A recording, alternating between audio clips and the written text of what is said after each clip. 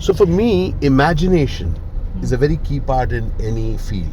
See what you can learn every year. One thing that you are learning every year and adding to yourself. This dialogue of Anti, Sanjeev Kumar is one of my favorite actors. The minute you start being in the giving mode, say I have something to offer. Like this journey for me is like we are on two bicycles.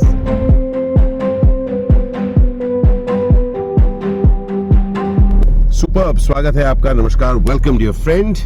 I love to have conversations with people. I truly believe that life is an opportunity for us to be open to amazings that happen. And today I was here at Panjim and we are doing this conversation with NIIT. And Swagat hai aapka.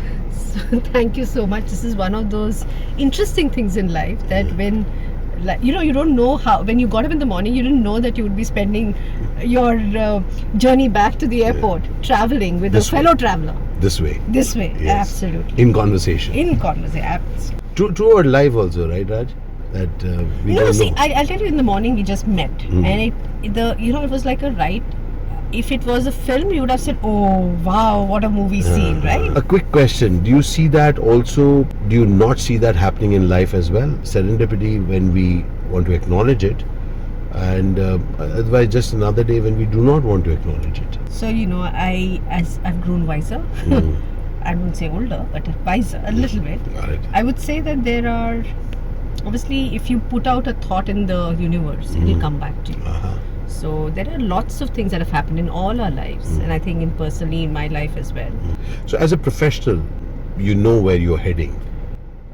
How far does a design? Okay, let's just check this out. We are at the railway crossing. Nice. And the conversation is continuing here. How does the professional who has to deliver again and again for a professional organization, how does the professional make sure that it is a continuous process of things happening? I would try to say, how like our ashrams in Hindu Dharma, there are ashrams in a professional's life. So like a brahmacharya. Yeah. So the first year, let's say, is of learning, and the kind of tasks that you do is really about somebody asking you something and you delivering to the best of your ability. Let's say, this best of your quality. Just that. Then the next stage happens as you progress further, that even though you may be doing that same task, now the expectations are you doing it more efficiently? Could it be better? So new questions start getting asked. Okay. As you scale more, even though it may be the task, and maybe tasks also evolve. And then you're able to also see the horizon of your decisions, etc. a little longer. Earlier it was just immediate, right? So then you are saying, okay, you're responsible for, could you have changed the process? Could you have redesigned the process? Could you have done things differently? The next stage is obviously, I would say, putting it executable strategy for you to do this. And strategy is a very abused word. I'm just saying putting intentional thought behind how you will do your work. And with added responsibility? The work, your ashrams keep on changing. The work may be the same. The questions you ask of yourself and the service that you need to do to others actually amplifies. Right? The higher you are, you need to be in service of others more. You're responsible for others, your team, in the ecosystem, in the organization. Disciplined execution, which is boring execution, but the questions keep it exciting. Ask yourself, am I doing it better than yesterday? What do I need to do it better than yesterday? Got it. As more is at stake, does the professional also lose a certain natural swag that one initially had? It's an interesting question, and I think one of the things I don't say is this swag component. Never say that I'm too busy, because the day, if you ask me, I wish I had rest day. The day God conspires, say that you have rested, then you permanently I'll give you a few more. Exactly. I mean, that's what happened during COVID-19. Yes. People did not want to travel to work. Yeah. And someone said, Tathastu. Tathastu ho gaya. Bas khatam, abhi aap rest. So I think it's also in the mindset. You need to be curious as a learner. And I think one of the things you should have is, at least I have tried to do. Your lens of viewing the world sometimes is jaded. So to refresh your lenses, sometimes you need to do a little bit of refresh. see what you can learn every year. One thing that you are learning every year and adding to yourself. And consciously doing that. Oh, that has to be very, very, very conscious. A person who is a conscious learner, do you see that person also more open to learnings from things that happen accidentally? Lots of time. Actually, if you're curious, things when they happen to you, you'll be curious to learn more. Love this dialogue of Auntie. Sanjeev Kumar is one of my favorite actors. You know, he says, no, जब मैं 12 साल का था ना, so I see the 12 साल syndrome in many people. हमने किया था 12 साल के जब थे तब किया था. Actually, that is something also that you need to also delete from your dialogue dictionary. Used to. You know, so I met her for the first time today. All right, we had a cursory Zoom call, which was extended, but still it was a Zoom call. But this time, what struck me, and if I may very straight, I found a sparkle in you. The way you talk, the way you're anecdotal, and you know, we've been speaking for quite a few hours now, from breakfast to the session and now. And I have met quite a few other people who use a lot of jargon, and I personally feel that jargons switch off people in terms of even communication and also in terms of receiving. How important is it for a person to frame their thoughts in ways which are more intuitive rather than the regular? So, you know, in this, I would say my definition of leadership. Leadership is really about having a point of view and landing it. I love it. You can't say that, oh, I'm going to do paradigm shift with you. And they say, what? Good word. And everybody's nodding. Yeah, because everybody, that's the right thing to nod at. Yeah. So paradigm shifts are happening. We need to do, greenfield strategy. Yeah. We don't even know. First time somebody asked me, put a greenfield strategy, and I'm like looking at, what does it mean? So for me, imagination is a very key part in any field. We find new ways of doing what we know we have to deliver. Your thoughts? Absolutely. So one of the things I'm learning consciously, I'm not good with metaphors. I think imagery, metaphors, anecdotes, stories is how you can communicate and land the same message. So imagine like this journey for me is like we are on two bicycles having a conversation. It's as easy as that. Just the imagery of it makes it so exciting than just saying, oh, we are traveling in a jeep and somewhere else, right? So I think the beauty of being human and the richness of being human is the conversations and the stories and the memories that we make, the anecdotes we tell each other, and what we learn from each other through those anecdotes.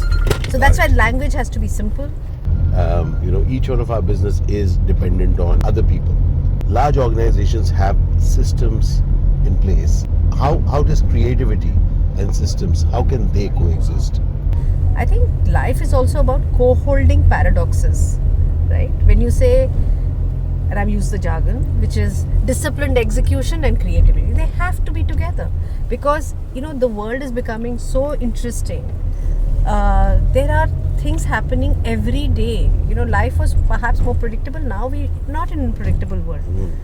And for that, you need to be relentless about what you do every day, get up in the morning, but being able to say, okay, if things are not happening your way, let's figure out plan B, plan C, plan D. So you have to co-hold both these paradoxes. So that's where I think the learning is, and that's where the excitement is. I found that so exciting, even in the way you spoke it out. Really co-holding absolute paradoxes which don't seem to be going together, and that's what really excites me. Because consider for a moment, making things work allows you to go beyond known fixed ways. Knowing that certain systems need to be in place, because large sets of people are going to be working in cohesion, all right? Need not be in unison, but definitely in a cohesive manner. And yet individuals are bringing forth certain brilliance, and then pulling the other person up rather than down. What is the first unit of organization which is about predictability and security? It's the family. In a family unit, you can be yourself, but the shared goal is togetherness perhaps, but there's no shared goal of unison, of alignment, etc. Then you get into school and your friends, that's the second organization that you become part of. And maybe multiple organizations. But there the concept of tribe takes over. And then in the concept of tribe, I need to behave like them, I need to be like them. And there's a certain sense of conformity. Because perhaps you are in a more receiving mode, taking mode, rather than the giving mode. The minute you start being in the giving mode, say I have something to offer, that's when perhaps the switch happens, confidence changes. But I don't know, it's not an easy one. Can I say everyone who comes in can bring their sparkle? Of course they can conceptually, but do they do that? Not really. So welcome to a world which is not exactly how you would want it, and yet it creates interesting challenges. Consider, I've discovered that over the years, when you are a professional in a creative field, it becomes again a system-driven thing. Okay, there's a script, there's a way it's to be done, etc., and then you bring about certain novelty to it. So I think the drama of life is when you have not given up. When a person is, even though in the system, may not be challenging it, but definitely has some ideas to enhance what is going on. How important do you think, as a learning and development as well as a HR community, is to let people know that you may not be able to change the system overnight, but you are definitely igniting some thoughts and putting, like dripping some thoughts of possibility into the world? Oh, it's hugely important. And I think one of the biggest misconceptions is there is a heroic leader, Marvel superhero who emerges from the ashes, and then he changes the world, or she is there, the Wonder Woman who slings around and does magic. It is not. Most of the innovation, creativity, etc., in a sense happens at the fringes. It really is at the edges. We learnt about the R factor of COVID during the COVID. The R factor is something similar, akin to that, is like, your innovation on creativity. Give feedback, challenge a little bit, figure out change, and once you start seeing changes and make the changes and seeing, oh, I could do the change, look at the power. This is one of the most fascinating conversations I've had with an HR professional. I'd heard about your sparkle, people speak about you. When we interacted on the Zoom call, I could get a sense of purposefulness in the conversation time that we spent. You're mercurial in your thoughts. Oh my God. This was very special for me. I want to thank you for taking time, and even as we head towards the airport, as you head out, I'm happy that I had this conversation with you. Likewise, Ashish, you kind of triggered a lot of thoughts, and I think the biggest thought that you've triggered is we always look at outside, outside of us, the theatre outside of us, but actually we seldom look at the theatre inside of us, and I think that's one of the thoughts that have stayed with me. And thank you for this lovely conversation and for a lovely day well spent. Thank you. Remember, friends, in life, we will do things in spite and not wait for the right because. So thank you for being with us along on this conversation. Al Shukran Bandhu, Al Shukran Zindagi. Thank you once again. Thank you so much. Appreciate it. Chalte hain airport. Wow. Interesting, huh? Very interesting.